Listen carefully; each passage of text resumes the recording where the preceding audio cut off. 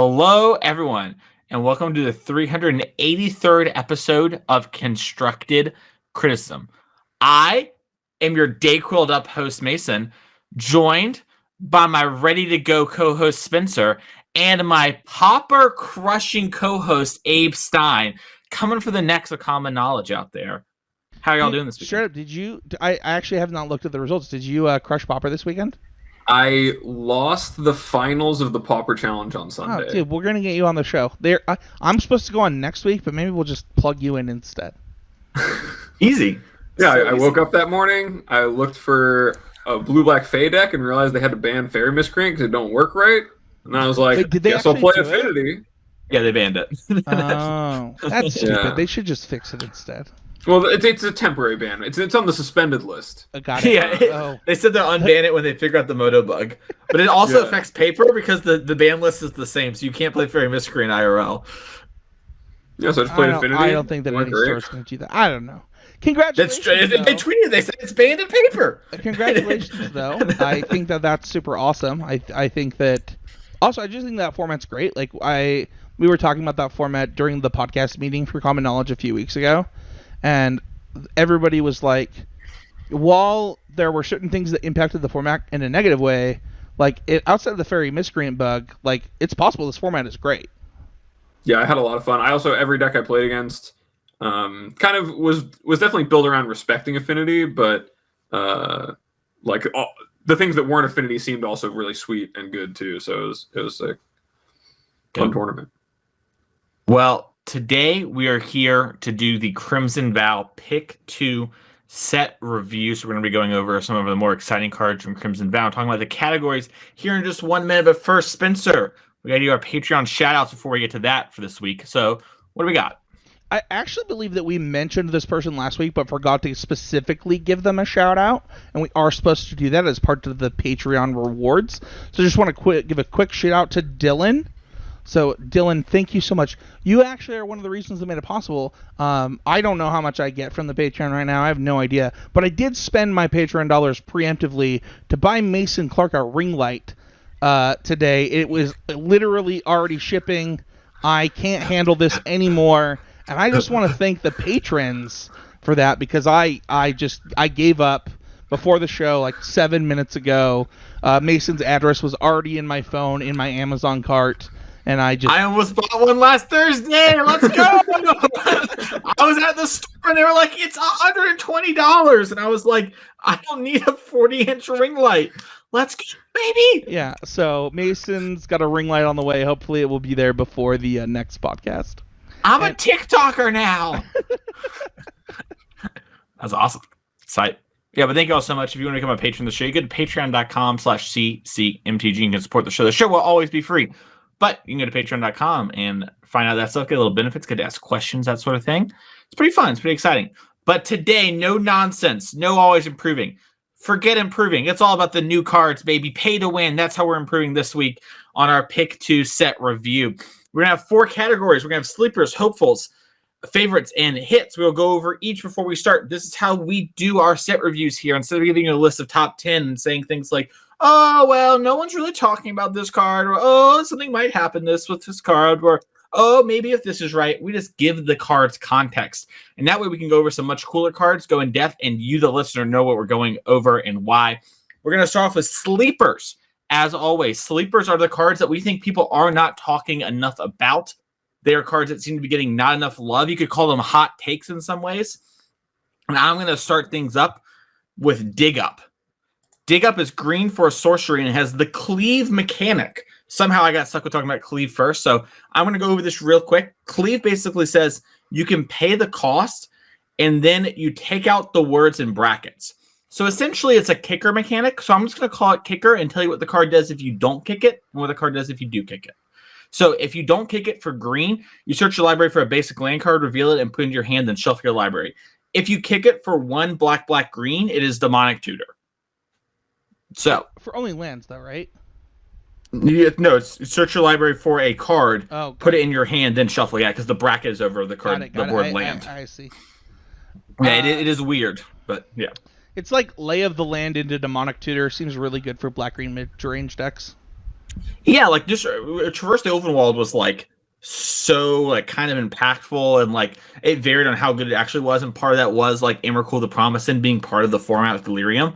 But I think Lay of the Land effects are pretty good, and whenever you get upside on them, it's pretty powerful. And this one just scales so well into the late game that I think that Black Green X mid range decks can really use this sort of card. And if things are under control with the Epiphany, we might be able to see those kind of decks pop up. And I think this card hasn't got the love it's worth because green black decks just haven't really been a thing in this format. But hopefully this card does something with that. Yeah, I think that always the Lay of the Lands kind of overperform what they look like. They just look like, what do I need this for? It's just another land. But, mana fixing is good. The mana hasn't been that great in this format. It's been hard to play 3 colors consistently in the right 3 colors, and being able to kick it for upside later is really cool. I do wonder if like the spell lands and stuff kind of are so much in this space that the decks aren't looking for it. But definitely a real solid card that has a lot of chops. I'm gonna say something a little weird. So I have actually been playing. Do you guys know the Lay of the Land with Kicker that gets 3 lands instead? That's in Standard. It was like one of the best cards in that limited set. I don't know the name of it, but I know what you're talking about. So I actually tried that card in Blue-Green Delver due to just kind of wanting to have more spell slots for my lands, kind of similar to what Abe just said, right? So I had a couple of those as well as the... oh man, I don't remember the name of the front side. Like Twari Disruption? Yeah, thank you. Twari Disruption. And it was actually really good. And in all honesty, as I've now built Blue-Green Delver in paper, or Blue-Green Tempo as it's called on MTG Goldfish. It just did well in an event recently, and also getting to play it on an arena. I would not be surprised to see that deck just wanting to play 3 colors and finding a way to be a 3-color deck with this card. I think that would help both the dragon, the green 2-drop, the 2/2 that gets +1/+1 whenever you cast a spell, as well as kind of just like the deck overall. Yeah, it definitely helps your prowessy kind of things while also keeping your land count playable without like too much sacrifice for sure. Yeah, I think I would not be surprised if that deck specifically wanted this card to kind of give it that late game feel where it's like, I no longer need a land. In the early game, I can get a land. I think that this might be just better than getting a bunch of extra lands, because that kind of puts you into like a play pattern where you maybe even want to go bigger than Delver wants to go, whereas this keeps you kind of in the range of where Delver wants to go. So, yeah, I like this pick a lot, Mason. Yeah, this card's sweet. Dragon Skelly. It was racking my brain, like the Dragon 2-drop. It starts with Dragon. I just played the card today. Yeah, I just remember like dragons aren't many 2-drop dragons. You have to work for them. I was trying to figure it out, but we got there. My other sleeper is the Headless Rider. For 2 and a black, you get a creature zombie 3/1 that says, whenever Headless Rider or another non-token zombie you control dies, create a 2/2 black zombie creature token. So this card is kind of in the Midnight Reaper-esque category, right? Like it's a 3-drop black creature that gets advantage for when things die or sacrificing. We haven't had something like Midnight Reaper for a while now in Standard, and the sacrifice decks have a couple pieces to them, and they're kind of close in a lot of ways.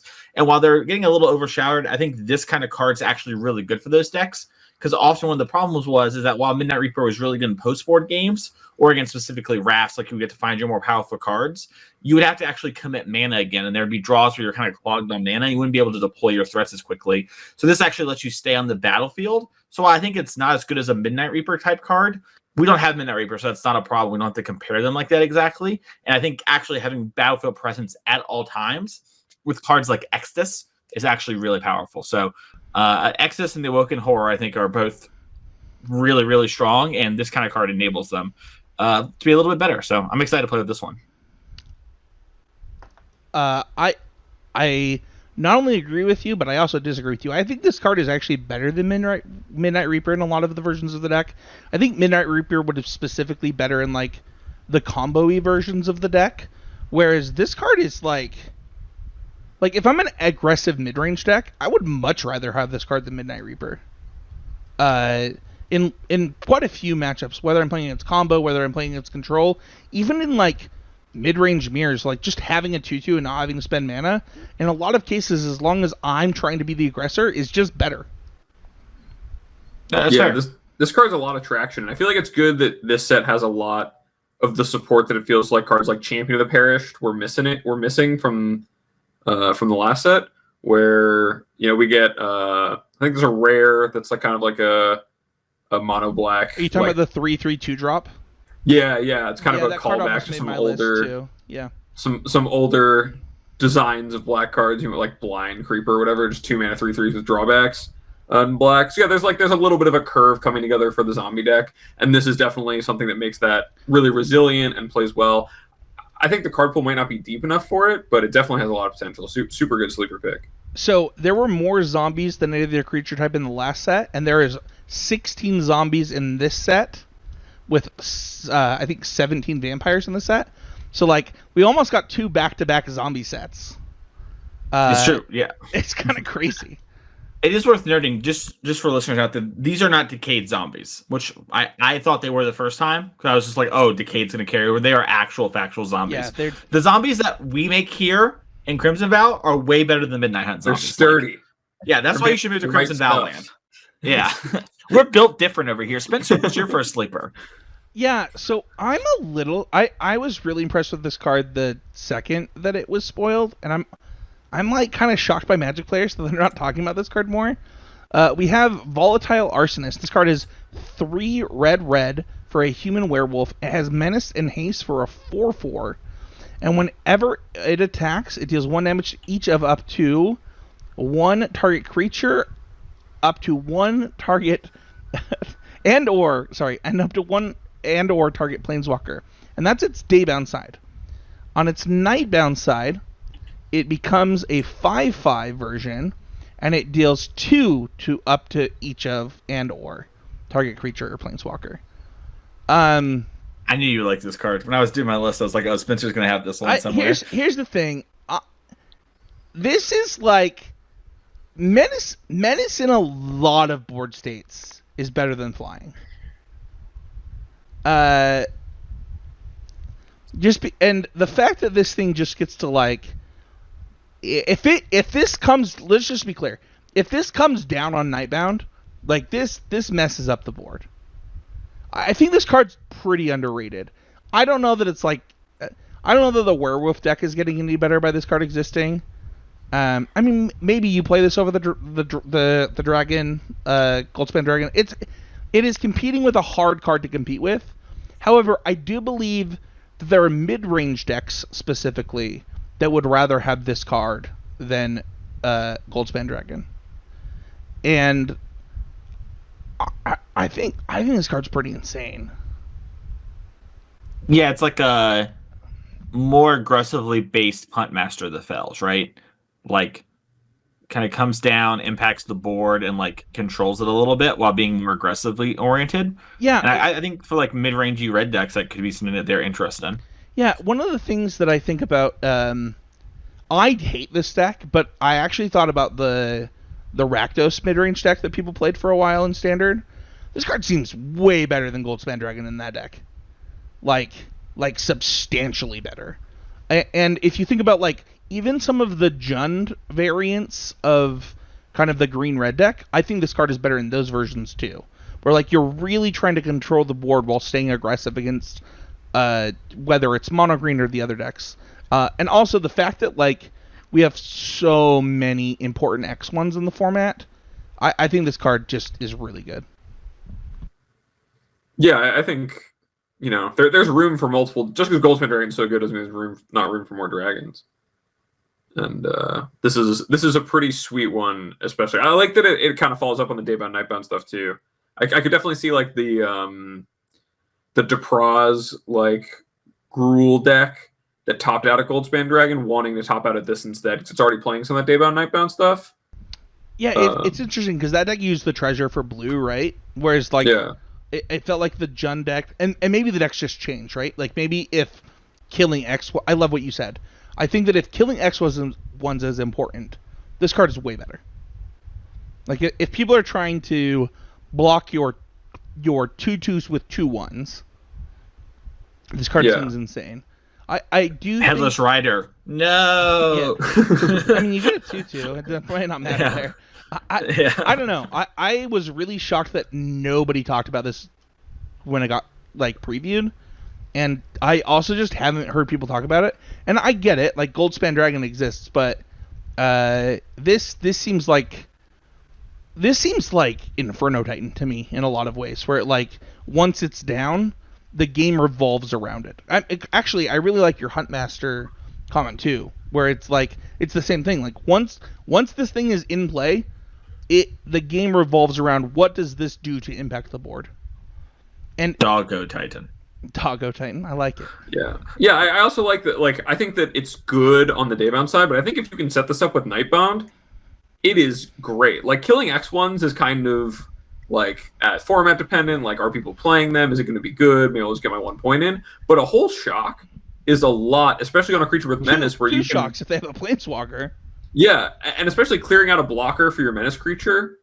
Like, if they just leave back some tokens, they have some stuff flying around. Not being able to block this thing, it's a 5/5. It's just actually a lot more productive than it might look at face, where it's like, oh, I'm just pinging them, I'm just pinging this thing. Yeah. But on the Nightbound side, it actually seems really, really good. Yeah, one of the things that Goldspan Dragon does is it sets up your next turn really well, right? Whereas if you are an aggressively based mid-range deck, this just keeps the pressure on in kind of a different way. Because even in moments where like they need to double block this, you're advantaged as the person dealing the 1 or 2 damage to decide how the blocks have to be set up. Yeah. So, my next card, I have actually heard 0 people talk about, and maybe I just missed Twitter that day because I've been busy at work. Mason's like, the Twitter sphere has an awkward time while you're pulling this card up because, the Invitational was going on, okay. and a lot of spoilers happened on the weekend. I was like, I'm pretty sure I heard literal 0 people talking about this. So we have Dorothea, a Vengeful Victim, which already is a sad name. It's a blue and a white, so you already know it's going to be like either one of Spencer's favorite or least favorite cards all time. And this card is a 4/4 Flying Spirit legendary creature. When it attacks or blocks, sacrifice it at the beginning of the end of combat. And you might be like, Spencer, why would you like this card? Well, it has Disturb for 3. 1, a blue, and a white. And then on the backside, it basically turns your creature into a Geist of St. Traft. You, for those who don't know, Disturb in this set specifically, instead of coming back as a creature, come back as an aura. And so this one is whenever enchanted creature attacks, create a 4/4 spirit creature with flying that is tapped and attacking, and sacrifice it at the end of combat. And then if this flip side, which is Dorothea's Retribution, would go into the graveyard, you exile it instead. What the heck? Yeah, it's interesting. It seems kind of good in like that blue whitey deck that was played at Worlds in an attempt to like metagame the Epiphany stuff and whatnot. And obviously the front side's really big. I would not be shocked if this saw play in like Pioneer, dude. I think Pioneer's a little different, where they could also use the Disturb half a little more too. Yeah. But I agree that like in a Spirits deck in Pioneer, that maybe that's like it's got a little oomph there. I think this is probably playable in Standard, and then its playability just increases the better your spells get and the better your tempo games get throughout different formats. I think that the fact that I have heard actual 0 people talk about this card is a little weird, because like, let's say I just block with this. Let's just say this is in play. All of a sudden my opponents can attack. And then, or if they do attack and I block and kill something, great. I then just can bring it back as like turn whatever I have left into a Geist of St. Traft. I think this card's pretty insane. Yeah, I think there's like that card Invocation of St. Traft from Shadows of Innistrad, which is just the back half of this card on a rare. Power Crip. Yeah, like this card has so much on the front end that if you're, I think what Mason said about that blue white kind of party, like what is it? Collect the spell pierce party spell is like one of the most important cards, but just like that blue white kind of like mid rangey, like flip the game tempo-y kind of game plan. This card plays really well in because it's not very appealing to trade a creature into this 2 mana spell. It's just, I've got 4 damage sitting around. And in the matchups where it doesn't do that, it's just like Boros Charm you. So if you're the aggressor, you can get a lot out of it. And then also like if you're not the aggressor, it trades very well. Like a 4/4 is really good against mono green. It's really good against like a lot of the white creatures. It's a pretty big wall to get through. Yeah. And then the backside being just that value on top. Actually, if you can protect the creature, is really good. I wonder if blue-white plays it as a removal spell in the post-board games. So that was my initial thought. My problem with that was like, okay, how am I getting this onto a creature on the back half? Alarin's Epiphany Bird. Yeah, like that's what I was thinking. Like honestly, like if it's just 2 mana, like trade for an old growth troll or trade for like, a Goldspan Dragon, and then like it doesn't really matter when you get the Geist Saint Trap. Like you just need to end the game. Right. It might actually be really strong. I agree. Like my initial thought of this card was like, oh, maybe it's not that good, right? Because they can just not attack into it. And then I was like, well, wait a second. If they're not attacking into it, like they're also not progressing the game, and like I can build my deck around that if I want to. So I think it just what you just said, Mason. I think it has a lot of applications. Suit up your leers. Oh man, that sounds so fun. Get in. Anyways, you can divide by 0 back to your hand when you try to cast as an enchantment and play it again as a blocker. I'm drowning in the value right now, Mason. That works, right? Because it does. Oh, it's only if it would die. Yeah. It would put into you do the same thing with specifically. Hermit. It's not anywhere. You're right. Yeah. I've had my hermits be divided by 0 a lot this format. It's been a wild time. That seems so bad. I don't know why anyone would do that. Well, sometimes they need to counter my spells. They're like, I'm going to do this and test the talents of your Alrins. And I'm like, no, my Epiphany. Anyways, Abe, what's your first sleeper? So speaking of cards that are blue, involve the graveyard, have a little graveyard value, my first sleeper is Cobbled Lancer, which is a single blue 3/3 zombie horse. As initial cost to cast this spell, exile a creature card from your graveyard. And it has 3 in a blue, exile Cobbled Lancer from your graveyard, draw a card. I think that just the raw efficiency of this card is too much to ignore, and I haven't seen anyone really interested in talking about it. This dude about to put 4 mulches, 4 freaking Brennan 7s in his deck and just be like, yo, I have 1 mana 3/3s. Okay, you say that like I'm crazy. I don't think you're crazy. How many Stitch Drakes did you play in Standard? Like, I get it. I know what you're... Yeah, I just think that, there's a lot of support, especially right now, for playing monocolor decks around Faceless Haven that are aggressively slanted, that care about mana efficiency. You can play this with, like, Ascendant Spirit. There's a lot of, like, Consider can bin a creature incidentally. There's a lot of draw and discard effects in blue right now. You could make this part of your creature package in, like, a mono blue tempo deck fairly easily, especially around Delver of Secrets, card people have to kill on site, with relative frequency. I think that, it obviously can't be a 3/3 on turn 1 unless you're, like, I don't know, playing Street Wraith in Modern or something. But it's just a lot of raw rate, and the fact that you can easily cast it and protect it with something because it's so cheap, and you get to recoup the value later, makes it just like kind of a really appealing card to me. I don't know how you guys feel about that.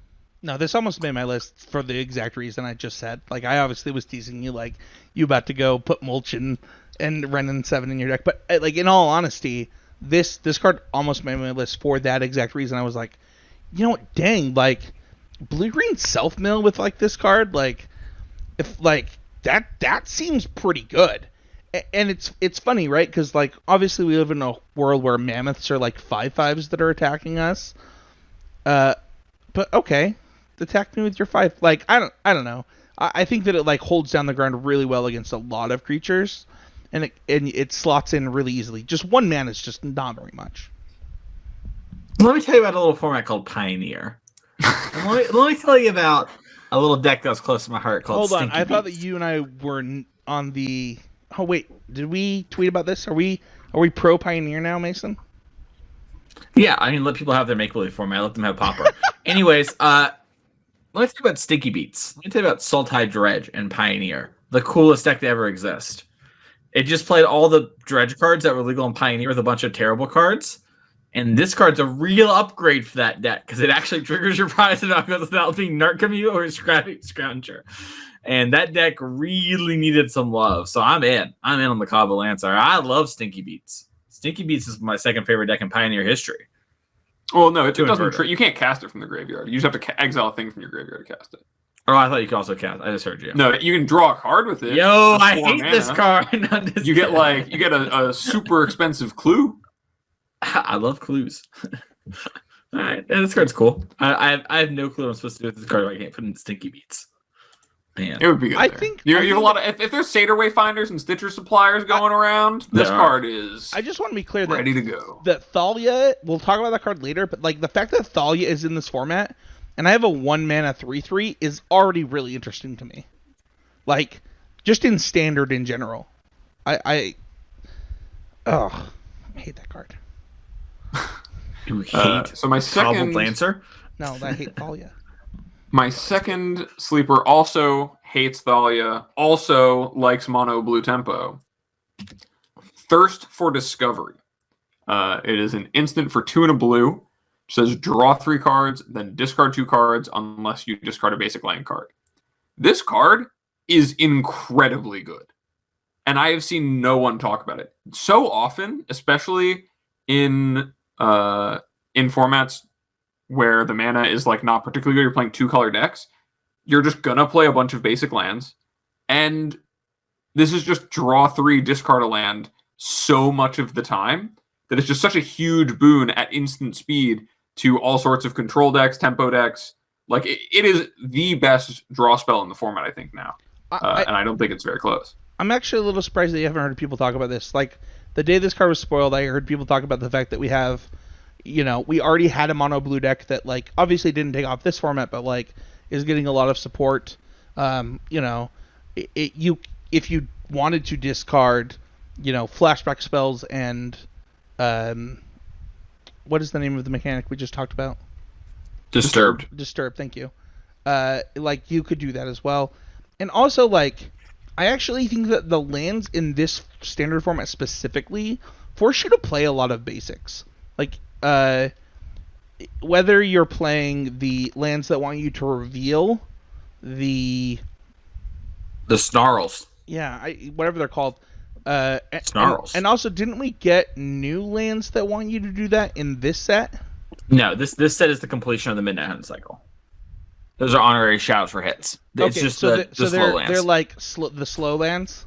Yeah, they're the same ones from Midnight Hunt, but but at the same time, like you want to play more basics for your slow lands too, so that your third land comes into play untapped, right? So those don't count basics, but you do want your first 2 lands to be untapped anyway. So like playing more untapped lands in basics is already really good.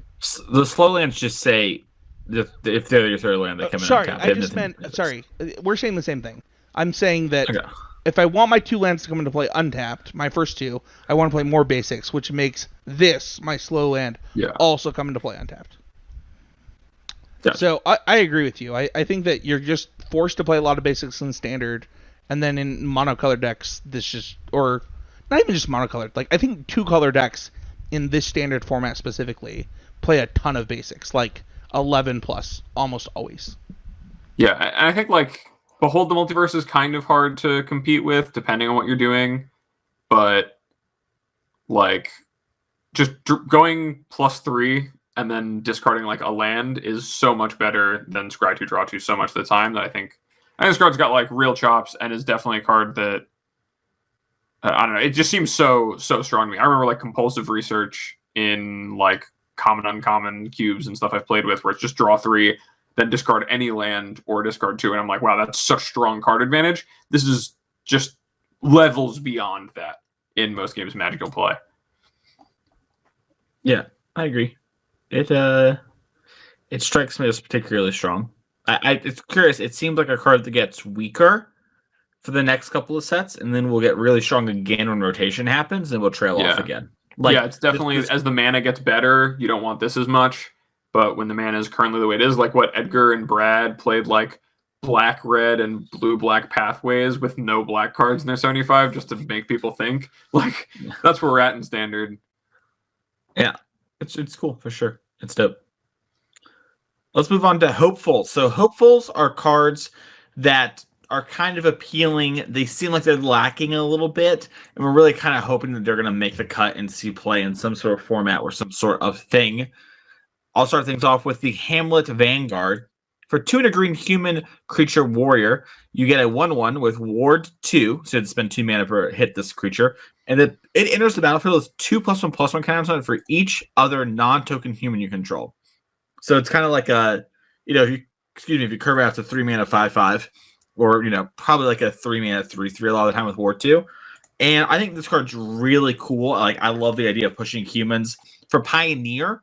Shout out to the Pioneer format. You got a little more for your humans deck. The humans deck in Historic has been green white and playing a lot of really good low drop humans. So this card works great there. Kind of a sweet curve with Thalia's Lieutenant as well, kind of on both ends. And this card seems just a little lacking, but I love it so much. I really hope it sees a lot of play.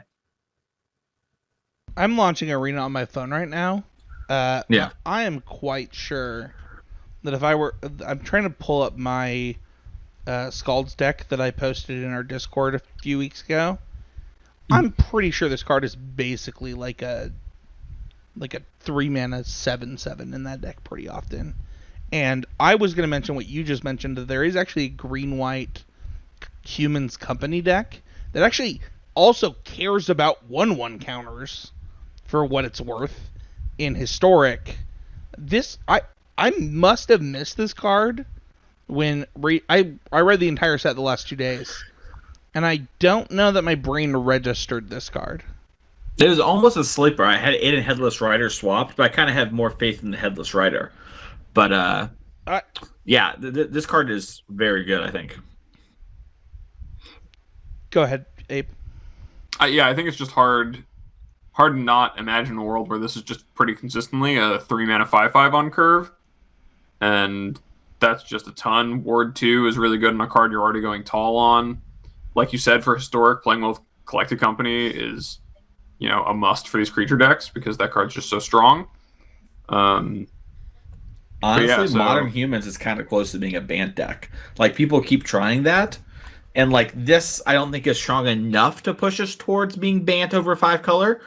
But it's kind of like, hey, like get one more really juiced up Bant human, and now you kind of got like your Mantis Rider type card, like your strong hit 'em card. There have also just been like 4 color company shells of the deck, right, where they play like more fast lands, like they have to take more damage off their mana because they can't play Ziggurat, and they play like Cavern, Unclaimed Territory, and then like Mana Confluences and stuff. But this is a great hit off of that, a super good card that goes tall in a way that like the rest deck doesn't do. So Changeling Tribal in Modern. Hello, bam, Mutavault, bam. 1, 2, Buckaroo. Tap my Mutavault, tap 3 mana, cast this. It's a 3/3. Activate Aether Vial. Put another one in. Or put a Thalia's Lieutenant in. Bam, boom, triggers. In all honesty, like I actually think this might push that green-white Historic deck over the top. I know that you guys are like talking about other formats right now, but like I'm thinking about that green-white company deck and like how close it was to good enough, and it's caring about 1/1 counters. This actually seems pretty insane in that deck. Yeah, I mean, they play like Lovestruck Beast currently, right? I know they did for a while. Yeah, they have a lot of awkward cards. I don't think the deck sees the more play cohesion anymore. that gets, though. Right, yeah. I don't think the deck sees play anymore, and I think this fixes some stuff. It actually, so it came back because like Historic kind of fell out of the spotlight, but with the 2 weekends of MIQs, and a bunch of pros were touting this like green-white aggressive beatdown deck that played like Esper Sentinel, Thalia's Lieutenant. Like it really is like a Thalia's Lieutenant deck. Like honestly, that's what the deck tries to abuse. And so this is like obviously not as good as Thalia's Lieutenant, but fits in that shell really easily. And they did have awkward cards like, oh, we're playing Mammoths or a land count. You know what I mean? Like you can fix that a little bit and make your deck a little less clunky-unky. and a little more beady down. And so I like it. I don't want to spend too much time on it because it's just a big beefer, but I seriously believe in that card a lot. I think it's very close to being good. And that card seeing play in Modern actually won't surprise me in like 3 years. Path of the Peril is my other hopeful. It is 1 black for a sorcery with Cleave, which somehow I'm like the only person talking about Cleave. It's the most confusing mechanic, but once again, it's just kicker. So if you don't kick this card, it destroys all creatures with mana value 2 or less for 1 black, which I think is pretty good. Like it's kind of like we've seen a lot of those effects in the past, like -2/-2. They essentially read the same way. But for Cleave for 4 white, you destroy all creatures. So it's early game. It's a nice like Call of the Witching Hour or things of that nature. That like Rakdos Sanitarium or whatever the thing was called. That like -2/-2 and exiled. It's like that. Cry the Carnarium. Cry the Carnarium. Thank you. It has the Rakdos card on it. I don't know how I got there, but he's definitely on the card. And so it's like that. And then later game, it scales up to just be a Wrath. And, this card's, I think, maybe a little too expensive, but I really love the direction we're pushing this. And I think that, like, there's a lot of chance for this to be good. And I think something like this would be good to have as good in the format. So I'm going to challenge you. I think that the card that I had on our last pick 2 is just better as a modal. The Calling the Bloodline, yeah. The -5/-5/-2. Yeah. The problem with that one is that it doesn't hit the other part's just for tokens, right? The -2/-2 is just tokens. Yeah. Or is it non-token? I'm pretty sure it's just creature maybe you're tokens. right. Maybe I'm misremembering that card. Because I was looking at that card for an article today. Yeah, it's creature tokens. I know it well. Nice. Okay. I was gonna say it's probably All right, a lot maybe limited I'm wrong play. then. I'm willing to entertain this card more then. I do like that we have multiple modal cards that do this then. Yeah, and getting to like pick your spot on like where you want your power versus like the token decks and Goldspan decks versus like there's a lot of aggro decks, these human decks that are on the back of Hamlet Vanguard. Clear the board first. So it's cool. I know. Yeah, I also like that I have a lot to say. Punishes the people playing just cheap creatures in general, not just like a bunch of small creatures, because I know that I've played a lot of like infest variants, like 3 mana -2/-2, and been kind of disappointed by their creatures being 3/3s when I draw it, despite them playing with like Luminarch Asper in the format. Smoldering Egg. Yeah, just a lot of stuff grows out of range of that pretty quick. That's cheap right now in the format, but just saying like, if you're just playing a deck full of cheap creatures, this is punishing you, and not necessarily a deck full of like small creature that has this big mode for the bigger stuff. I do like that it does that instead of the -2/-2 thing. I think it makes it pretty interesting. Spencer, what's your first hopeful? Oh man, I had to go back to the show notes. I was You would never do anything else during the podcast. No, I was reading your card. I'm just kidding. It's Ascendant Pack Leader. Oh no, that's favorites. Hold on. Wait a second. Yeah, you had yours all out of order, but we have them ordered on the show notes. I did. I have my Scryfall lists out of It says order. Savor of Olenbach for you right here. Okay. So that card is white 1 for a human soldier, and it has training, which is it's a 1/2 by the way. Whenever this creature attacks with another creature with greater power, put a 1/1 counter on this creature. Whenever Savior of Olenbach trains, exile up to 1 other creature from the battlefield or from a graveyard. That's important because when Savior of Olenbach leaves the battlefield, put the exiled cards onto the battlefield under their owner's control. So back in the day on this podcast, we had what was called the theory of words, where eventually there's enough words on a magic card to just make it see play. That theory got blown out of the water, by the way, because eventually they just started putting way too many words on magic cards. But this card has a lot of words on it, and all of those words matter in multiple ways. This card can be super aggressive, get things out of its way if you're the aggressor, and then if you're the aggressor and like your opponent is picking off your stuff, can continue to help you. And if you're in a mid-range battle, can do that. I am hopeful that this card is good in an interesting way, because I really don't want it to be like too good where it's format defining. But I hope that it's good enough to like see play and like put pressure on the format in an interesting way. Its synergy with Luminarch Aspirant, of the Aspirant growing itself and always being one bigger, is pretty backbreaking. Yeah. It is also nice that this card's like a Wrath of God protection in the mid game. It's so much. It does so much. I'm really glad that it's not, by the way, like at a Mythic, you could have seen this costing like red, white, 1 and having haste, and I'm really glad it doesn't do that. Because I actually think that card would be way too good. Oh, that would be crazy. Like, yeah, just immediately train with it and get rid of someone's creature. Right. It's like Glory Bringer if you have another creature in play. I actually think that card would have been busted. And I think that this card is like either quite good or maybe like just too slow. Because like a 3-mana 1/2 that does nothing when it comes to play in your unplayable. Right. Like you're just like, okay, but like if you untap with this, you could like really put a world of hurt on your opponent. Yeah, it's hard for combat to feel bad if you're able to attack with this and train it on turn 4. And it's I think it's impossible not to train this in any white deck right now. Yeah. Yeah, and if you start training it multiple times, like you said with Luminarch Aspirant, then like now it's a huge problem for your opponent's creature deck if they're like just trying to like get ahead on board again. Or you're just getting a ton of value. Yeah, this card's really strong. Also made my list too. Yeah, creatures with ETB effects aren't at a premium right now because Alrun's doesn't allow it. So this card's like inherent drawback of like, yeah, you definitely exiled my thing again before blocks. Bang, to be summon fair, back. This does kill Smoldering Egg before it flips without training. Does it? Oh no, I guess you still have to train.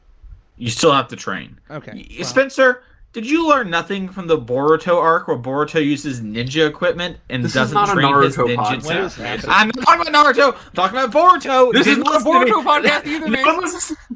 All you talk about is Naruto and Boruto. My next hopeful was one that I saw that I think fits really well directly into my specific version of Mono White. If you want access to that, it is in our Patreon Discord.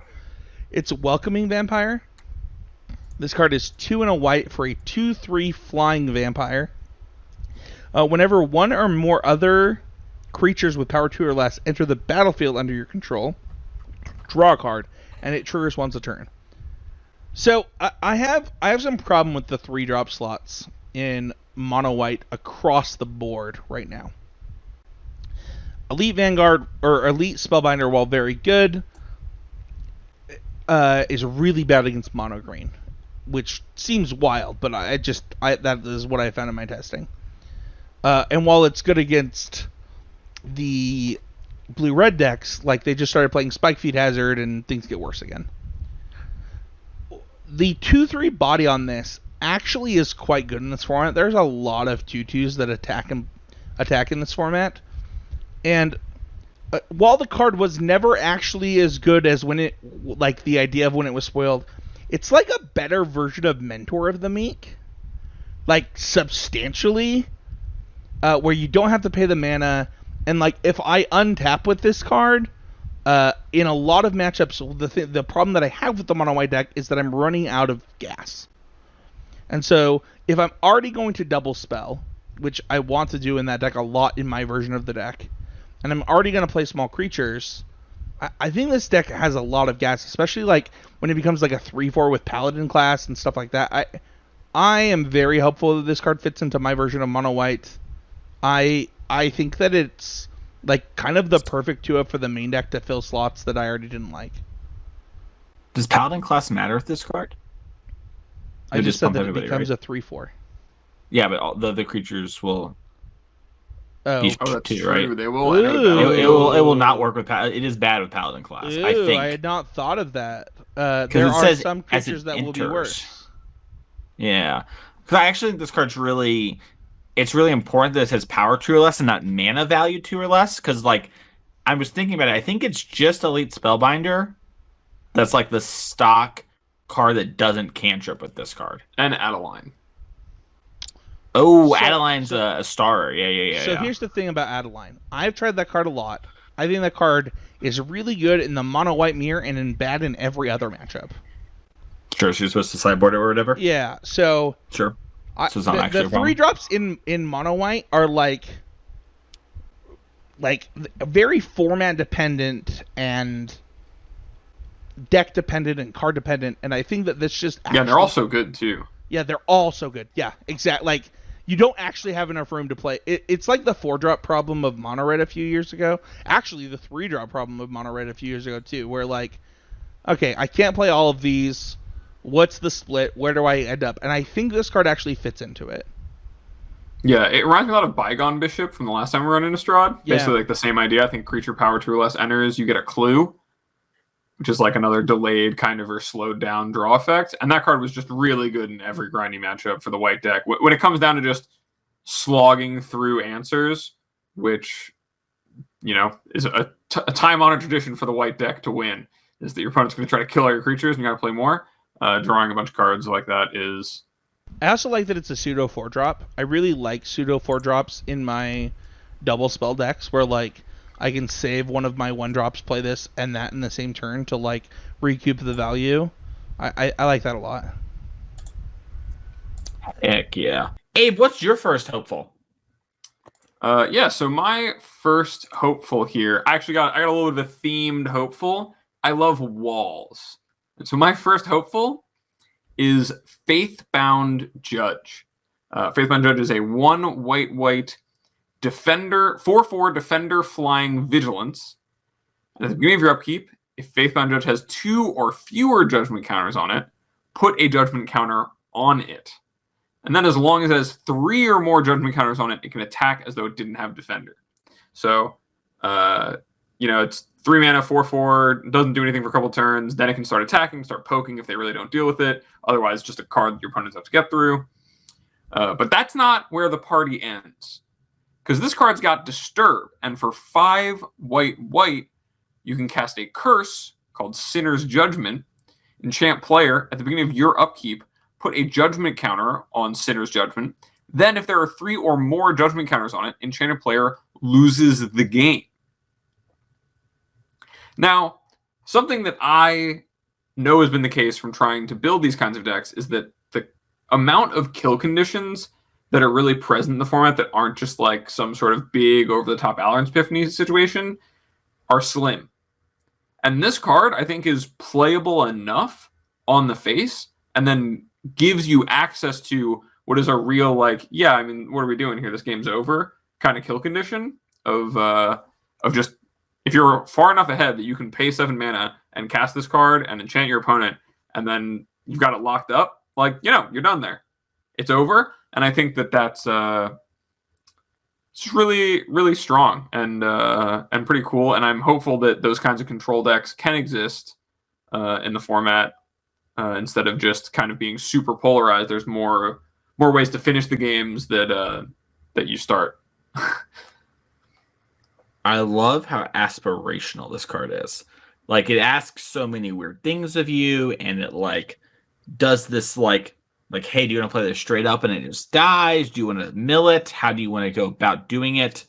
I have no clue how to do any of those things, but I am excited to see what other people do, and I'm so happy there's a card like this where people can like really dig in and try and figure something out like that. Because I think it's really cool at doing that. This card's dope. I've seen people talk about it from Modern.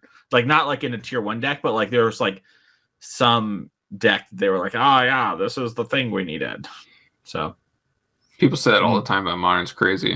How about you, Spencer? Yeah. You like this one? I don't know. It seems, I don't like it for standard at this point. That doesn't mean that standard can't change. I think that like the problem that I have is like, once I know that pressure is on me, like what decks can't beat that pressure in standard right now? And that's the question that I have. Now, I like what you said, which is like, is there a control deck that can abuse this? Because if that's true, that's a sweet format that I want to be a part of. So I like that it's your hopeful.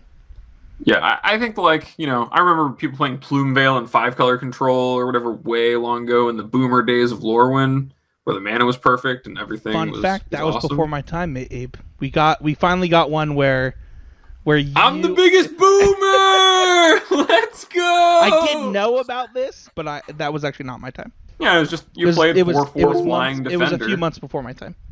And some people just couldn't get through 4/4 flying defender flash. You just put it in play, and they were like, "Wow, what do I do about that?" And so, what do they do about it is a good question. So if that's playable that enough. happened because of Vivid Lands and Reflecting Pool. I listened to the receivables. I know. Don't speak to me of the old Magic. I was there when it was written. That's not true. You were playing a different game and playing. I was probably playing Halo with my friends, and that card is legal. Sick friends. That card's old. Sick. I had friends, Brax. Yeah. My I second. didn't until. Oh no, sorry. I didn't realize it wasn't therapy. My bad. Sorry. We'll talk later. My second in the wall-to-wall hopefuls here is Concealing Curtains, which is a single black 0/4 defender wall. With 2 and a black, transform Concealing Curtains, activate only as a sorcery. And on the backside, we have Revealing Eye, which is a 3/4 menace. And when this creature transforms into Revealing Eye, target opponent reveals their hand. You may choose a non-land card from it. If you do, that player discards that card and then draws a card. So it's kind of like a Vendilion Click trigger situation where you get to like remove, you get to look at your opponent's hand, decide if one of those cards is too problematic and you want to get a new one. You can play it on turn 1, and it's a reasonable rate for a wall. Like a 0/4 does block a good amount of things in the early game, and then the 3/4 menace, like attacking basically the turn you transform it, does a lot to kind of swing the game. And adding this disruption to it, it feels a little bit like this is going to sound like a big stretch, but the play patterns of flipping it is kind of like playing with Thought-Knot Seer, where you're going to try to like disrupt them and present this thing that is a real problem. And so I think if this card is playable in Standard, we're in such a good spot. I think cards like this are awesome. I think that kind of interaction is really fair and balanced and fun to play with. You get to like make a lot of decisions without really taking everything away from your opponent. Like Thoughtseize is a little too much, but clicking the opponent is pretty interesting. And like the decision sometimes to tell them to keep the cards is cool too. And so, yeah, I don't know how you guys feel about the walls, but I'm a big fan of walls. I thought the Curtains was like good enough to be a sleeper for me. I think that card's actually just probably going to be able to see play in black mid-range decks. And so I'm down for this. I don't know how much to say. I do think the Thought-Knot Seer comparison is apt. Yeah, I'm a pretty big fan of your hopefuls. I think you crushed the category, to say the least. I'm honored. I hope to bring this in many control mirrors. I'm checking real quick. Yeah, you can just play it as 4 mana, flippity-ippity. There's no there's no restriction other than it being a sorcery, and your opponent can kill it in response to you activating it. But this is the kind of card that like you could play it in a black control deck or like a blue-black control deck, and you could like want to have to leave in removal spells just to answer this card in a mirror match. And also you might want it against the aggro decks too. It's like an interesting. It covers a lot of your bases in your deck construction too. I think it's a very versatile card. Yeah, it gives you some game 1 hate against Alrons as well. Obviously, they can foretell that card, but messing up their game plan and stuff, and sometimes they just don't have time to foretell it. So, for sure. So next we have favorites. So this is kind of a section where we kind of pick the cards that we like the most. They don't have to be game-breaking all-stars. They might just be cards we like the design of or whatever.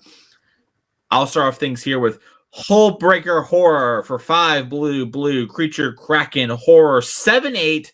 Hello, that's so big. That's 15 stats combined. That's Emrakul. It has flash. This spell can't be countered. Whenever you cast a spell, choose up to 1. Return target spell you don't control to its owner's hand. Return target non-land permanent to its owner's hand. So this card is so sweet, and I want this to be like the thing that I do to win games. Like I play a blue-black deck, I sit there forever, I don't really do anything, and then bam, I flash this, and then bam, I consider, I start unsummoning their lands and their things, and they try to cast a spell, and I bounce it back to their hand with my considerers and my whatever cards, and my draw 2, 3, discard 1, thirst for discoveries. And this card's so sweet. I love it. It's great. Yeah, that's all I got. You can also bounce itself if they try and kill it. So there was a I ton of love discussion Holberg. about this card in the He's a Game Media Discord this week. If you go there, you'll see that I'm not a fan. I think that it's just another big dumb blue thing to do big dumb blue things that is just worse than, like, I mean, obviously Shark Typhoon is not in this format anymore, but like I think that it is unlikely that this is better in blue-black than the already blue-black version of this card that we have. And I think that... Oh, man. I think the Serpent rotated. I don't think we have that anymore. You're talking about the one that like you cast from the graveyard, right? I'm pretty sure it did not. I could be wrong. I thought it was from Eldraine. No, Lochmere Serpent's from Eldraine. It's from the lock, where you drown it. Am I wrong? You are wrong. There's no Serpent. Is this the only big dumb thing in Standard for blue? No, that's Coma. Big Dumb Flash thing? Yes. Big Dumb thing? We have endless ones of those. Yeah. Maybe I'm wrong. I don't know. This card's sweet. I think that as a fan of big dumb things, this does big dumb thing stuff. And as a fan of big dumb thing, I know that big dumb thing has not been good in a long time, and it makes me sad. You reanimate this one, you start bouncing things. Ooh. You start countering things. I'm looking to thirst. Burial Rising get spoiled in this set, and I missed it. There's some reanimate thing for like 5 mana. There's one that costs 1 less for each creature that died. That's in but green. But does it have black. flashback? Yeah, it has It's 3 green black. Ooh. Reanimate a creature. So you're put it into play, and then 5 okay. green black, and it costs 1 less for each creature that died this turn. I'm more interested now. Okay. A little dig up, maybe a little searching for some lands. You could also play something that the blue-black control decks did. Is they played Port of Carafel, the land from Kaldheim that comes play tapped and taps for blue, and you pay 3. I know what you're talking about. Blue, black tap, sacrifice it, mill yourself for 4, and then put something into play tapped. Yeah, so you know that's also uncounterable. All right. I'm getting. You're hyping it up, Mason. What's your next one? Yeah, he's raising the roof. That's me right now, and that's happening. He is all about it. My other one is Blood Fountain, a black for an artifact. When Blood Fountain enters the battlefield, you create a blood token. A blood token is you create an artifact that has 1 tap. Sacrifice it, discard a card, and then draw a card. So you get to rummage. So this card makes a blood token. And then for 3 and a black, you can tap, sacrifice the Blood Fountain to return up to 2 creature cards from your graveyard to your hand. There might be some stuff with this system. There's a lot of blood things, but this is on my favorites just because I really love the flavor of, like, you have 2 dead things at the vampire party. They drink the blood of the vampire, and then now, like, with the blood gone, they're back to life. I love that flavor, and the card has some fringe applications, so I thought, hey, if y'all want to talk about those, you can definitely talk about it. But for me, I just love the flavor, and sometimes favorites is just, hey, this card's super cool at like being evocative. So that's all I had to say on this one. Also, there's some modern talk about this card as like a thing that generates a lot of artifacts for 1 mana. So yeah, it's like a little artifact, 2 artifacts for 1 mana situation. Yeah. Which apparently is good for some decks. I don't know. It'll be broken for like 1 weekend on Modo. I don't know.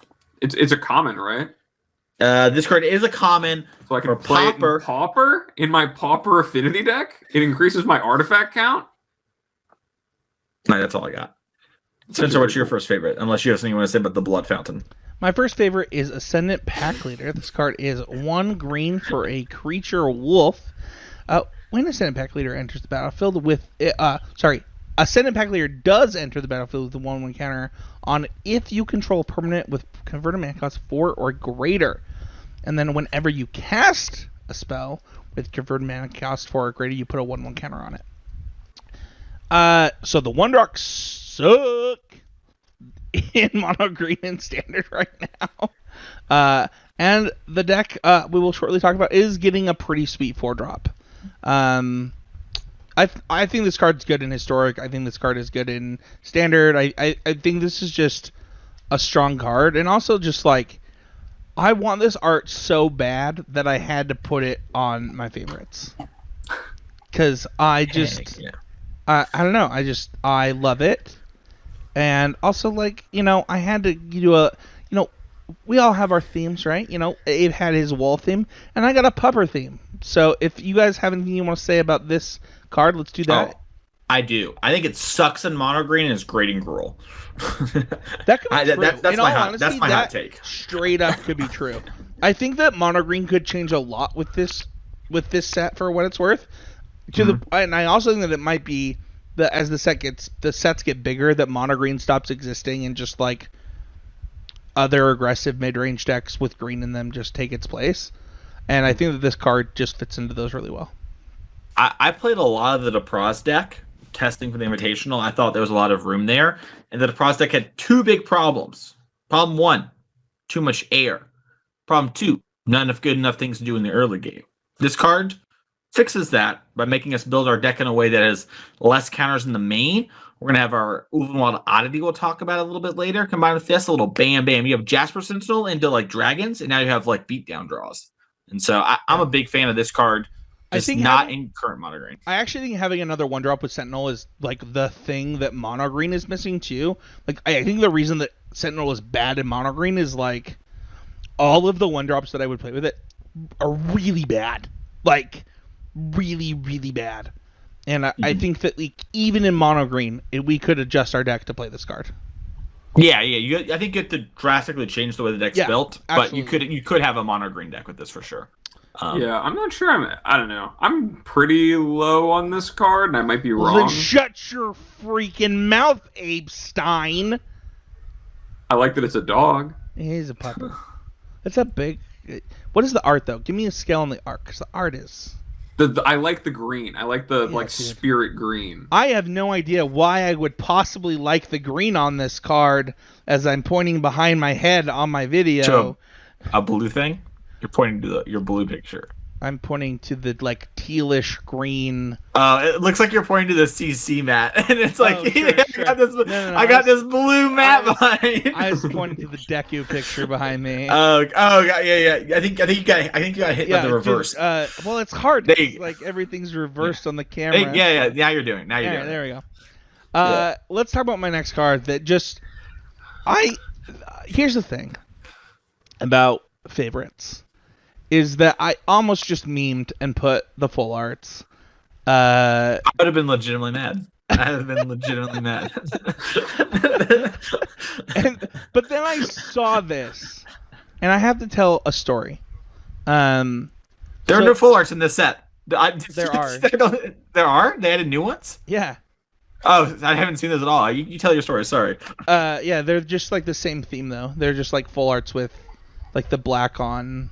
Anyway, God, I hate these Innistrad lands. Dude, I think they're so sweet. I disagree with everybody on Twitter about this. I think they're like... You haven't played a real Magic tournament. I can't tell what my opponent's lands are.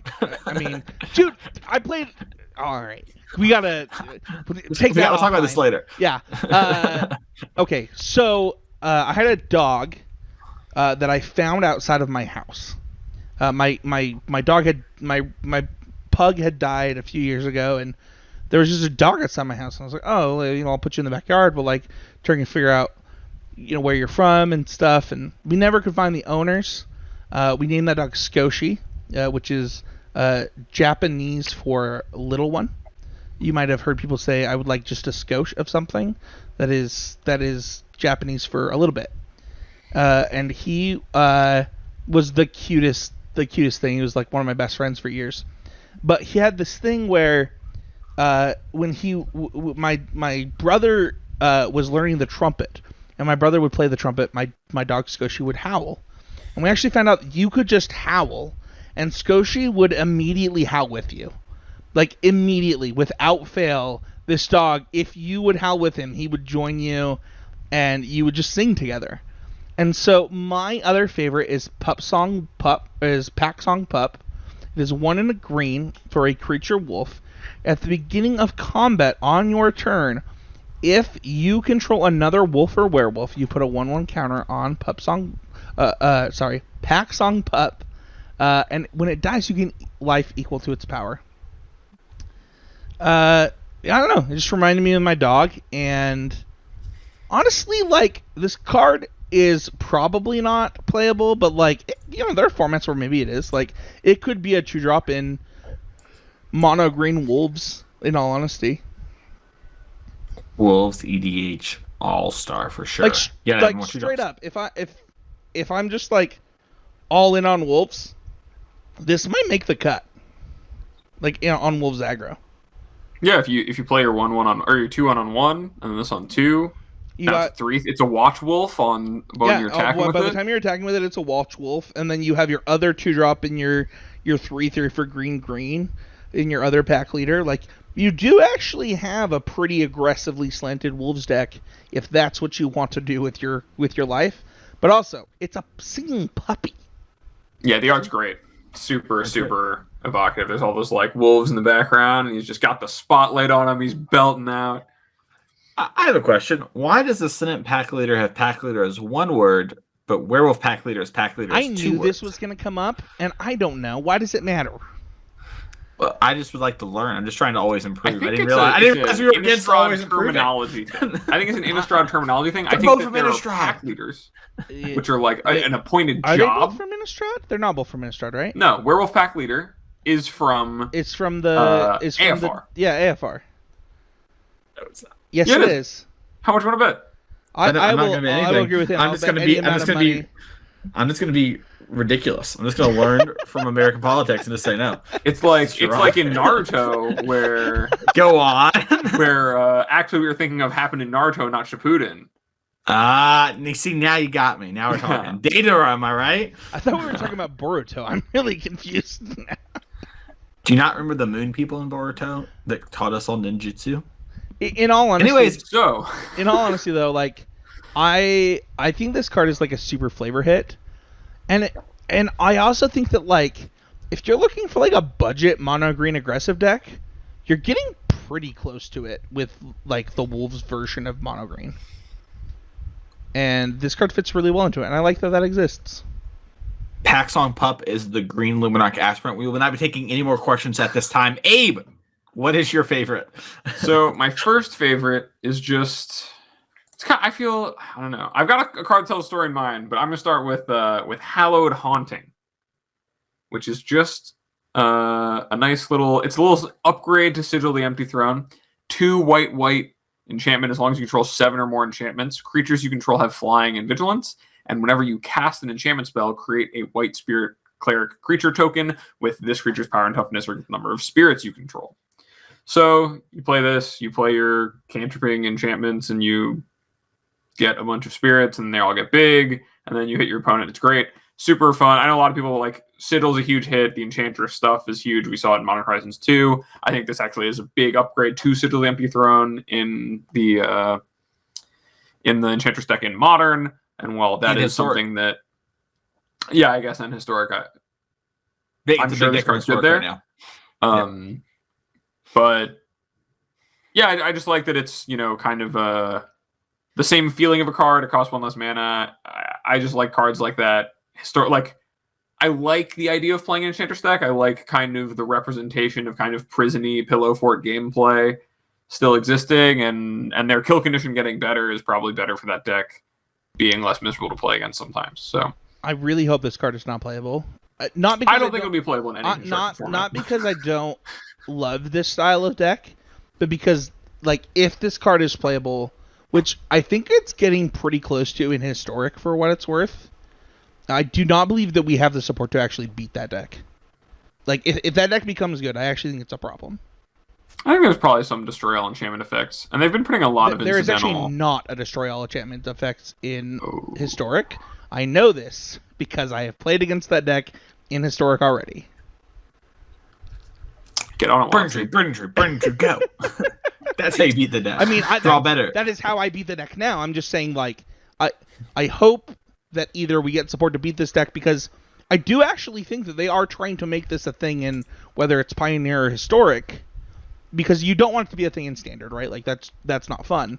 But I do think that it's fun in the other formats, but we don't actually have like a Fracturing Gust or even, I mean, the good one is like the 2-mana one that just straight up Back to Nature. Yeah, Back to Nature or whatever. Parasaline or whatever. Yeah. So. Yeah, I think it's like a pretty great commander card too. I think that it's like an auto fill for a lot of those things, and I know people play a lot of that. My second card is Serpentine Ambush. It's 1 and a blue instant. Until end of turn, target creature becomes a blue serpent with base power and toughness 5/5. Now you might be wondering, Abe, why on earth are we talking about this card? And the answer is that, for those of you who know me, I'm a huge draft guy. I love playing limited. I love to really get in and scrap, play my bad cards. And over the last few years, they've really tried to push this blue combat trick that is 1 and a blue, make your thing into a 4/4. And it has just been like not quite good enough to play. It never makes the cut. And seeing this come as like WotC admitting, they're like, no one's playing it. It's not good enough. What if we make it a 5/5? I just love that like seeing that process and seeing the moment where they're like, it's got to be 5. It's just got to be. 4 is not enough. I'm pretty sure that in the last 3 years there was a version of this card that was a 4/4 flyer at Uncommon, if I'm not mistaken. Yeah. And it still wasn't good enough. I'm gonna this is guaranteeing you your success, Abe. I'm gonna guarantee this card does not see limited or constructed play. Like so here's the thing. I think a lot of the times, and this is some real deep insight into limited. If you're a limited person, you're gonna love this. I think a lot of the times games are really balanced around a 4 toughness creature and especially a 4/4. And having a 2-mana combat trick in blue that lets you kill a 4/4 in combat is very, very strong. A lot better than trading with it. And so I will probably give this a couple of tries, but I'm willing to be wrong because it is historically a card that is not very playable. Mason, how long can I give on a limited segment on this show? You're the host.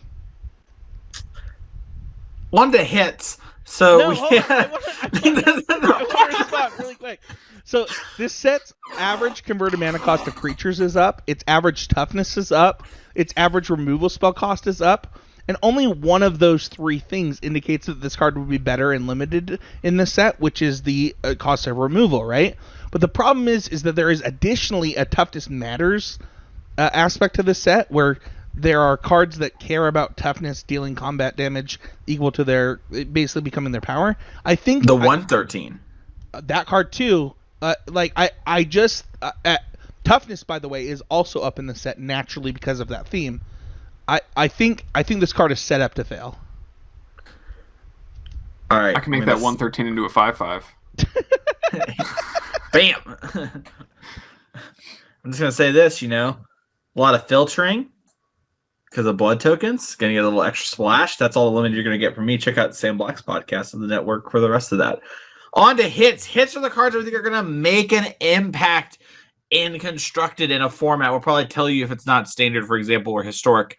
But we'll let you know. These are generally the cards that be number 1 and number 2 on it if we had like a top 10 list. My first hit is Wash Away. Somehow I'm stuck with another kicker card. Blue.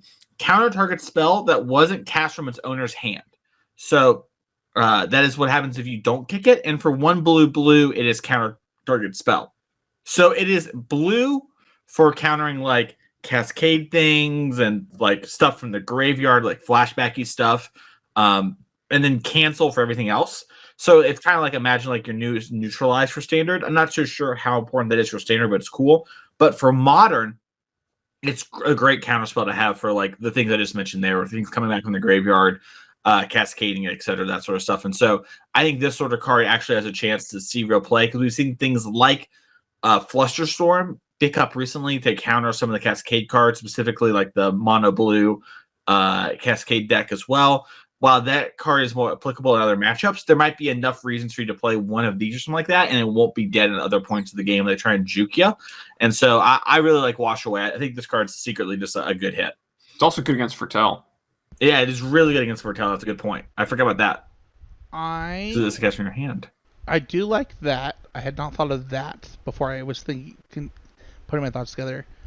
I have a hard time believing that this replaces even Swan Song in older formats. Well, Swan Song's unplayable, so that's not a high bar to clear. I agree. That's how.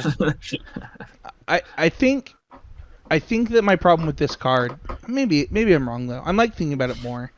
The thing is like the barrier to entry for like a 1 mana spell is like freaking like guttural response. Like seems better than this in a lot of situations. So there's there's so many 1 mana situational cards that it's like, okay, how often does this situation come up versus the rest of the stack, right? Like, you get a stack of these 1 mana countery spell type cards. Like, even Spell Pierce. Like, it just kind of depends. I do like the idea... I don't know. I really have on this one that you get to kick it to have just cancel. Like, it's cancel that also modes as... Thinking. It kind of seems sweet as like a 1-of, though, now that I'm like thinking about it. Yeah, it's like a 1 or a 2 of in like old format sideboards, okay. And I think that the thing to remember is that cards like Guttural Response are good. They're just situationally good, so we don't consider them as good. And it's kind of like knowing when the time to pick them is right, kind of like KCI. How is this one not situationally good, other than the fact that its fail state is that it's cancel? Right, I'm saying that is what this card is. Oh, okay. I'm saying that it is like. I just don't think saying Guttural Response isn't good or whatever is like fair or whatnot. Like I think Swan Song saying that because like Swan Song doesn't actually like do a good enough job compared to other things, but there are not many things that counter a thing that cost that aren't cast from this zone, and it does it for a single blue. And I think that's like it's really hard for a card that costs 1 mana when you're trying to get it in the default games is really strong, and then it doesn't rot in your hand. Like Guttural Response will just rot, and this if your opponent like let's say you're playing a Cascade deck, right? And eventually we get to the point where I hit my Leyline of the Void and I had this in my hand and you try to cast your Street Wraith, right? I can actually just counter the Street Wraith most likely. And Modern's so slow these days that like actually being cancel is playable as we see with Archmage's Charm. So yeah, I would say it's like most analogous to like Mystical Dispute, right? In the way that it works. Where like in the situations where it's a 1 mana counterspell, it's premium. Yeah. And then there's a lot of times where sometimes you're just casting it for the full cost. I think you guys have talked me up. I think that I am up to this is a pretty good 1-of in sideboards in older formats. Heck yeah, and maybe in standard it will do something. Who knows? Yeah, I had not thought of its applications in standard. That actually does not bug me. It's like Foretell and Flashback. I think are the only 2 ways people do it right now. I mean, even Disturb, right? Because Disturb you cast the card. and Disturb, yeah. Yeah. So I actually don't hate this card in standard. I think the thing that gets a lot of people with this card, because a lot of people have been low on this card, I've had to fight for this card a lot when I talk to people, is that they don't think of it as a cancel with upside. Like if it was reversed, like it was cancel and I told you instead cast it for blue and counter something, I think people would be a little higher on default. You know what I mean? Well, but like it gets read reversely. We're gonna have to talk to Michael Hederacher on episode 400. But if you try to convince him that a cancel with upside was good in standard, he might fight you on it. Well, I know that he doesn't think that's true, and I know he still feels that way because he keeps allowing these cancels with upside to come through the standard, and so clearly he's convinced all the play design. He's the one making this card. I'm just saying that, if I text him right now, I was like, Michael, this is Mason's hit, he'd be like, yeah, that's a cancel with upside. Screw that, that's bad. I'm the more I think about this, the more I'm actually turning around on like when we look at the state of standard, like if we look at some of the cards that Abe just talked about, right? Where like when he like wants if you're getting to the point where you want to play Mulch and Wrenn and 7 in the same deck, this card actually becomes pretty good. Yeah, it also like there are other things I didn't mention because like I wanted to talk about the Eternal formats, but like Ranger class, like that's just a card that casts a card not from your hand very often. And so if you wanted to play some of these in your main deck because you wanted a cancel variant and you thought this was better than Saw It Coming for like the mirror type stuff, then like, it's very often live in a lot of decks. Like even the white decks have like some Disturb cards, right? So like it's pretty hard for you not to be able to get the 1 mana instant version of it, and cancel while not great is a thing. Scald.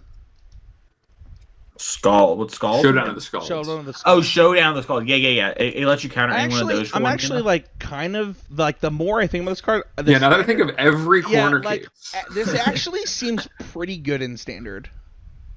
I think it's the best cancel right now. Like I think it's better than Saw It Coming. I'm pretty sure. Yeah, I mean it's hard because there's a lot of upside cancels. There's Saw It Coming, which is good if you're playing Goldspan Dragon, and then there's but can you imagine if you like try Villain's to Saw It Lair, Coming and then the nerd like reveals this to you, and you're just like, oh God.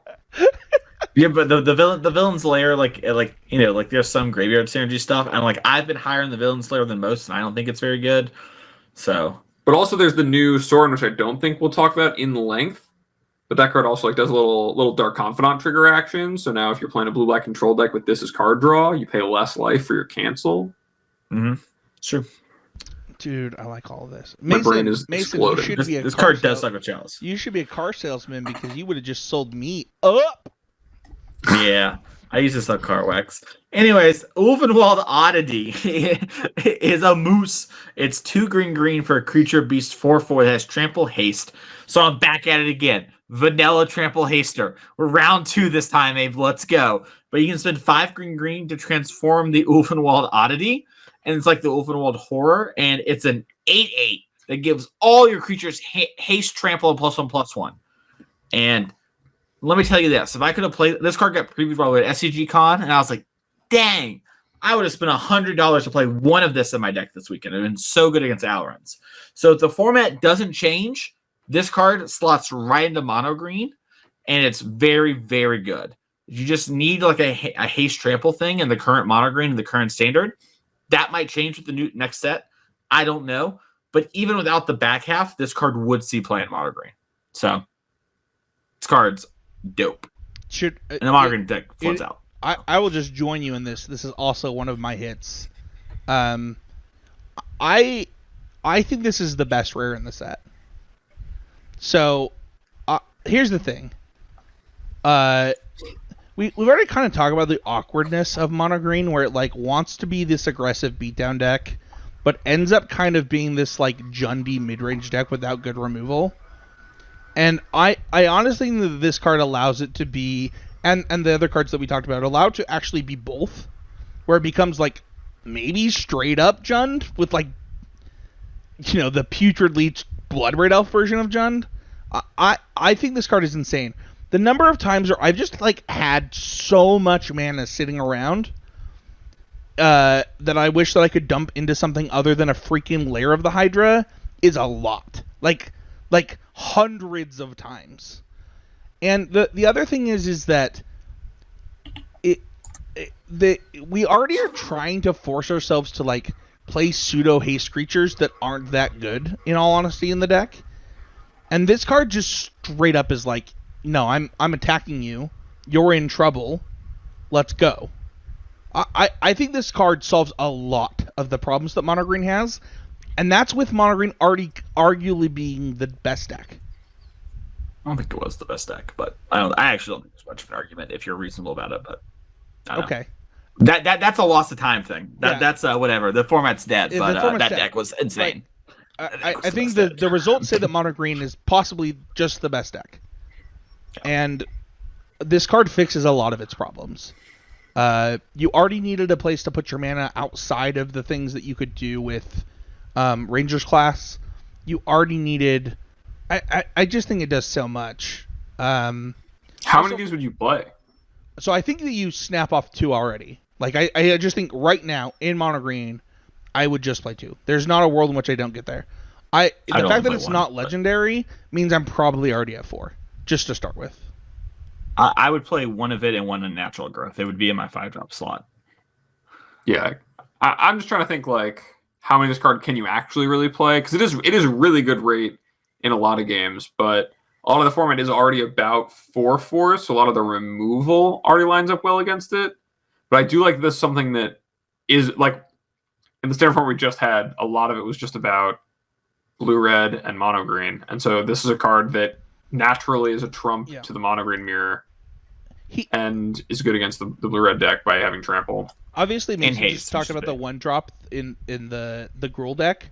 I think this card in the Gruul deck fits in also really nicely. Like in all honesty, like I would not be shocked if we saw a Gruul deck that did not play Goldspan Dragon, instead played the other werewolf, played this card, played the 1-mana wolf, the sentinel, the dwarf that makes treasure, and just was like, no, like we're gonna ramp into, or maybe even Lotus Cobra, like we're gonna ramp into killing you, and at the same time we have like a ton of stuff to do with our mana. I don't know. I think this card's insane.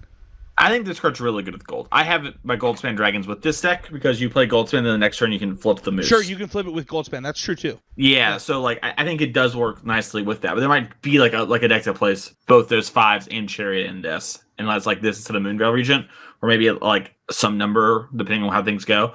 But I'm with you. Like there's like a Gruul where maybe Teamer with the pathways. You kind of like cast counter spells in game 2. But anyways, yeah, I think that this card is quite good. And mono green, I think it's a pretty, like, assuming you can't change too many cards in mono green, I think it's like a pretty easy one of maybe a 2-up or maybe sideboard as well card for the deck. And I think that it really opens up some powerful curve out draws, which are the draws that are best at punishing blue-red, because blue-red is a deck that does need to assemble its draws every game for it to work. And it does not actually do a great job of assembling its draws, and having a haste creature is actually super good. Like, there are a lot of games I can imagine where I go, like, Pack Leader, I'll go troll this, and my opponents are just on the back foot, where normally I'd be playing in the Seeker's Chariot, which is great, but not nearly as impactful as, like, actually pressuring your life total. I actually think, like, with Pack Leader, this card is just better. Like, I would just rather do this than Chariot. Obviously Chariot's insane, but really quickly, because one of the reasons this is in also almost one of my favorites is because my nickname was Moose in high school. So just like seeing this card, I was like, yeah, this is like the most Spencer card since Sarkin. Like, this is just great. What is your other hit, since that was one of your hits as well? Because I'm excited to talk about this one. Yeah, so my other hit is one of my least favorite Magic cards to ever exist. It's one of my favorites. Oh my gosh. I'm not surprised. So we have Thalia, Guardian of Thraben. It's a reprint. And here's the thing. The 2-drops in mono white suck. You don't actually have real 2-drops outside of Luminarch Aspirant. Thank you, Luminarch Aspirant. They're like real bad. And the fact that this card plays well with Luminarch Aspirant is like infuriating. And I actually think that it could change the context of the mono white deck quite a bit, because it plays well with Elite Spellbinder. I hate this card. I think that this card is like one of the most unfun cards in Magic history. I don't know why you just get to Stone Rain half the decks in a format for literally no reason, and while beating them down. But I do think that there is pretty close to a 0% chance this is not a 2 of or a 3 of in multiple decks in Standard.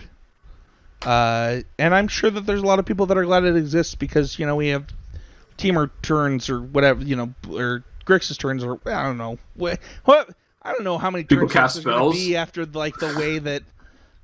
there's like a new... There are 2 new Time Walks in this set, is that right? There's one with Cleave. That's the Cleave one, and is there only the one? There's only the one. Okay. I think there's one in the Commander set, which you might have seen today. Oh, then maybe that's what it was. Started. Either way, yeah. I hate this card, but I'm kind of glad that it's in the Standard format, because it does fix problems. Especially when you look at, if the 2 biggest problems that people have are Chariot and turns decks, it certainly helps against those decks. I do think that it puts a really annoying pressure on the format to play a lot of 1-mana removal. Like, a lot of it. And I don't like that, because it pushes other decks out that don't play Thalia. But, yeah. Anyway, you love this card, so you can talk about it. In the words of Olivia Rodrigo from Sour, it's brutal out here to play mono green. You got a lot of creatures that aren't creatures in your mono green deck. And this card's really good against you, and the turns deck it's really good. But here's the thing. It's just a 2/1 for 2. And those decks play Spikefield Hazard, and there's Blizzard Brawl, and there's a lot of things that like gets invalidated in current combat. But I think that the home for this deck is actually a deck that came out over the Invitational that would never been really seen before in its current iteration. That was the Bant Humans deck that we saw Team RIW and Harlan Fear play in the standard portion of the Invitational, where if you don't count the time they played the mirror match, I believe went X and 4 across all the standard. Or sorry, X and 5 across all the standard, if you don't count the mirror, which is quite good. 2 competent players got very high. One got top 16, one got top 32. They did great with that deck. That deck is like a, if you haven't seen it before, it's basically like an aggressively slanted beatdown deck that tries to disrupt you with things like Redain and like that sort of stuff. And it's got Brutal Cathar and whatnot. And this is another good 2-drop on the curve. And the deck needed another good 2-drop. It like didn't really have one. And so now you have one that you can curve out with. You don't actually play that many non-creature spells outside of, I think, of Chariot and counter spells on the board. So I think this card's really great in that deck. I think the format does have to like adapt to or whatever, and blue-red has to play more things that hit X1s and more early interaction. But I think that's okay, because I think that currently that deck played a lot of unsummons or whatever, and it's just like pretty frustrating to play against for a lot of people. And so I kind of like making them have to answer it. So yeah, I love Thalia. It's one of my favorite cards. I love Stone Raining people. I love Tanglewire. I love Rashad and Port. Strip Mine.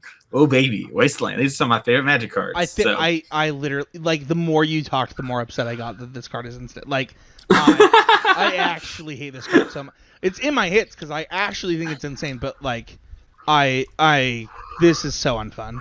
You know, if there's something that people don't like historically, it's taxation. Without representation. This card's only like really defining text is the taxation. And so I don't fault you for hating a card that is literally, hey, everything you want to do is way more expensive because I said so. I do think though that dude, can we actually talk about that for a second? Because Thorn of Amethyst literally is a rare that saw play. Like it's a non-creature. It's a creature. It's a legendary creature. Yeah. You can't stack them. All right, whatever. You can't stack them, and you usually play answers to those things in your main deck. I just cannot believe this card exists. I'm going to ask you a question. Would you rather have Thorn of Amethyst or 100%. Thalia? And answer. I would actually just rather people play Thorn. Why? What are you going to do against Thorn? So time out. Because because the decks that are going to play Thorn are going to only bring it in as a sideboard card against decks that it's really good against, right? Whereas this card just naturally hoses your curve in every mid-range deck ever, and then also is insane against control, and also it also has first strike. Like this card is good in every. I hate this card. It's a 2/1 though. Okay, sure, but it's also a 2-drop. It's a 2/1 first strike. That's not even the same thing as a 2/1. I hate this card so much. I'm actually getting mad. We need to move on. Thalia's dope. I don't know. I'm excited for Thalia in the Lords format Pioneer. That's true. Arclight the Lords Phoenix, format. Your days are numbered. That's true. Arclight Phoenix was running that house. Dude, by the way, if you're on Arena... This card is going to see play in a lot of different formats because it just went into Pioneer and Historic. It's been in Historic for 2 years. Yeah. But what I was about to say is that it's in an anthology. It has the alternate art one. Which I was going to say is if you're a Historic gamer, now you got some cards from Mono White, come on over to Standard, baby. We're happy to have you. This card nombos with your Paladins class, though. It does. I thought about that as well. I mean, it does the same thing as Paladins class, so it probably doesn't matter. Well, it nombos, but then it combos a +1/+1. Ooh, a little 3/2. Yeah, now we're getting. I like that. I think Paladins class is getting relegated with the additions to Mono White. Thalia. Yeah. Yeah, Thalia's dope. It's just so many great arts. It's not true. She's just one of the most unhung cards ever to exist. Yeah, she's like Force Spike every turn. Can we move on? Abe, what is I don't know. I think my last thing on Thalia is that I think that if people have to stop auto-playing for Chariot in like every deck across many archetypes because it gets taxed by a card people play in their main deck some percent of the time. That's good. I do like that. Even if it sucks, even if playing this is miserable because you just want to cast your spells on curve, it's good that people don't just get to. I do agree with that. I really hate the emphasis it puts on 1-mana removal, though. When, like... The emphasis is already there. Don't worry So about it. I do agree that that's true, but, like... The problem is that it becomes overdrive. Like, if I don't draw it, I just lose. Like Thalia on 2, Verdane on 3. You're dead on 4. No Chariots for you. It's just actually... All right. All right. So my hits. Let's talk about some more beloved white cards than Thalia. You know, things get a little heated. Let's cool down. How do we feel about Valorous Stance? My first hit of the set. It is a 1 and a white instant, a reprint from Fate Reforged. 1 and a white instant. Choose one. Has 2 modes. Target creature gains indestructible until end of turn. Or destroy target creature with toughness 4 or greater.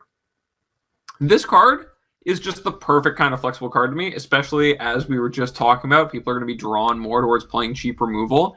It's a good answer against the decks that are overloaded on removal, so you can main deck it. And it also only really answers the biggest stuff, right? Like answering Smoldering Egg or Goldspan Dragon or the Moose or any one of these cards out of mono white, because you're kind of in this awkward spot where it's hard to play good answer spells. It fits the mold very nicely, and I think there's a card that you can easily justify main decking in best of 1 or having as a sideboard card against Smoldering Egg that also plays well in the games where they don't draw it. It's just like an all-time favorite of mine, and I'm really glad to see it back. Back in the day, in the olden days, the boomer days, as some would say, although I did get a definition that really clearly made me a millennial Magic player, and I'm not a boomer or a zoomer in Magic, which made me happy. But we used to do a set review, Abe, where we did like an LR set review, where we literally reviewed every card and gave it a grade for constructed. I'm pretty sure that I would have given this the equivalent of like a C+ or a B- in constructed. I love this card. I think that this card actually made blue-white Heroic one of the best decks in Standard in its time, single-handedly. Like, I actually do not know. I actually lost to that deck at the Pro Tour, lost to this card, and was like, fair enough. Like that is how good I think this card is. It does. Both sides are playable, regardless of the matchup.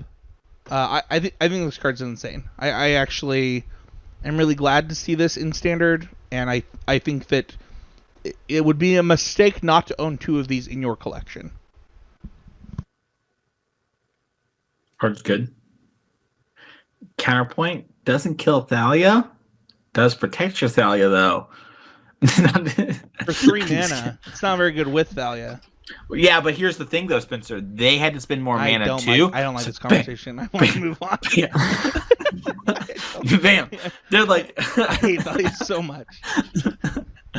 But no, I think this card's great. I remember killing many a Siege Rhino with it in its original... So sweet. Original reign. It just does the thing. Or it's just, you're like, sometimes... Man, killing a Whisperword Elemental with this was like... Yeah, sometimes you don't want your thing to die, and you'll pay 2 mana to do that. And sometimes you want their thing to die because it's big, and you'll do that too. And it just really is the kind of card that allows you to condense down the slots you need to cover yourself. And it just plays really well. I'm happy to see it back. My other beautiful, brand new white card, not a reprint, new mechanic, is Hopeful Initiate, which is a single white 1/2 with training. And it has 2 and a white, remove 2 +1/+1 counters from among creatures you control, destroy target artifact or enchantment. Now, this card, I don't know if it's really all that great. It does take a couple turns to get online. Like if you play it on turn 1, but we're in a world where the 1-drops people are playing in their mono white decks are kind of rancid. There's not many good ones, and this just if you're curving out naturally, it having training makes it scale up very quickly. Like if you're able to, like we said before with Luminarch Aspirant, you play this on turn 1, Luminarch Aspirant on turn 2, that thing's just growing every turn alongside the Aspirant. Incredibly strong. It's probably going to be among the weaker things, but being a 3 toughness attacker along with your 2 toughness attacker, or your 2 power attacker, like, means it'll probably get to convert when you play your elite Spellbinder or whatever and attack with a 3 power creature, and then now is a 1 mana 3/4. So, I'm pretty big on the idea that this is just an auto include in the 1-drop spot. I don't know what you guys think about it for Mono White, but have you seen my Mono White list? This fits so perfectly into it. It's kind of insane because I'm already playing the Planeswalker and the 1-drop that gets counters. Like, this is so much better than the random 1-drop creature that puts another counter on something. To be fair, you could actually just go all in on that stuff. Like, if you just wanted to go, you don't play Paladin's class anymore and you just go all in on 1-drops. There was I was playing. I don't remember what the series was called, but at GPs for day 2, instead of playing a PTQ, you could play a series where you would be invited to Wizards. It was the Super Sunday series. Yeah, so for the Super Sunday series, I'm playing Esper, and it plays this deck that goes turn 1 Suntail Hawk, and I was like, what is happening right now? And then they go turn 2 1-drop 1-drop, and I was like, okay. And then turn 3, they go 1-drop, 1-drop, 1-drop. And I was like, okay, Supreme Verdict. And they go, sweet, untapped Immortal Servitude. And I was like, well, it's a good thing I have this Supreme Verdict. But honestly, we, as Constructive Criticism hosts, found that deck so appealing where, if you actually have a maximum density of 1-drops, to the point where even if somebody has the anger of the gods or the equivalent, that it doesn't really matter because you reload so quick. It's pretty enticing, and I do actually wonder if we're getting pretty close to that with white 1-drops, due to how the white 1-drops stack up in their synergies with this card. So, yeah, I think it plays pretty well with one of your sleepers, the one that if you have a small creature come into play, you draw a card. You curve into that, and then your deck is still just more of these 1-drops that mitigates a lot of the downside of having to empty your hand really early. I think this card is really good as your first card, as well as in the double spell white deck is pretty good.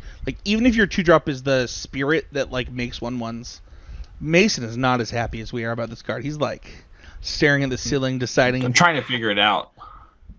Because the problem is I think you need a glorious anthem effect. I'm trying to remember what all the creature types are. Because there is one in Standard from Kaldheim, Rally the Ranks, where you choose a creature type. You got to choose the creature type, and then all of them with that creature type. I was trying to think about how many of them we could overlap. So this one is all a of the warlock. ones that I just mentioned. This one, the one that the Planeswalker gets, and the one that when you double spell you put a counter on it, are all humans. Okay.